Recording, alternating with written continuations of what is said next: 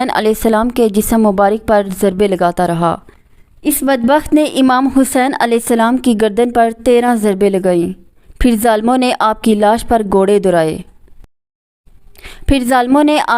پر گوڑے دوڑائے۔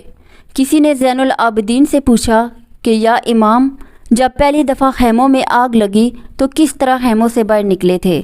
تو ان کی آنکھوں سے آنسو نکل آئے۔ آپ کے ہاتھ میں ایک تسبیح تھی جو آپ نے توڑی اور فرمایا، بالکل ایسے ہی جیسے یہ تسبیح کے دانے بکھر رہے ہیں۔ یزیدی فوج نے معصوم بچی کو زور سے ڈانٹنا شروع کر دیا۔ قافلہ چلنے لگتا ہے۔ جس نیزے پر حضرت امام حسین علیہ السلام کا سر تھا، وہ نیزہ آگے کی طرف حرکت نہ کرتا بلکہ وہی رک جاتا۔ شمر امام زین العابدین سے کہتا ہے کہ تمہارے بابا آگے کیوں نہیں جاتے؟ سید سجاد نے سیدہ زینب رضی اللہ عنہا سے فرمایا کہ پھوپھی جان، بابا جان کا سر